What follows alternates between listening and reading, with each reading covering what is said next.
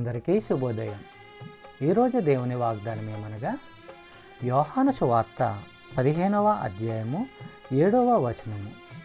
నాయందు మీరును మీయందు నా మాటలను నిలిచి ఉండిన ఎడల మీకేది ఇష్టమో అడుగుడి, అది మీకు అనుగ్రహింపబడును.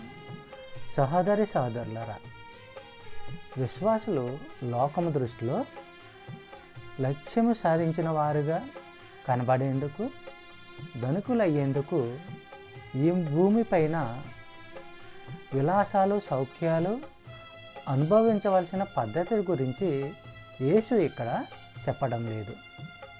ఆధ్యాత్మిక విజయానికి కార్యసాధకమైన ప్రార్థనకు మార్గాన్ని సూచిస్తున్నాడు. ఒక విశ్వాసీ హృదయంలో క్రీస్తు మాటలు ఏలుచున్నప్పుడు అతడు ఏమి కలగాలని కోరుకుంటాడో అతడు అదే కోరుకుంటాడు. కీర్తనల గ్రంథము 37వ అధ్యాయము 4వ వచనము మనము పరిశీలించినట్లయితే, యెహోవాలోనే నీ ఆనందాన్ని కనుక్కో, నీ హృదయ అభిలాషను ఆయన ప్రసాదిస్తాడు. సహోదరి సహోదరులారా, ఇక్కడ మనము యెహోవాలో ఆనందించేవారు తమ హృదయ కోరికలు సఫలం కావడం చూస్తారు.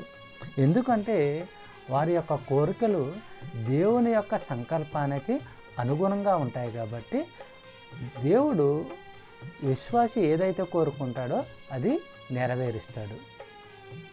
చెప్పబడిన వాగ్దానము దేవుడు దీవించి ఆశీర్వదించును గాక. ఆమేన్.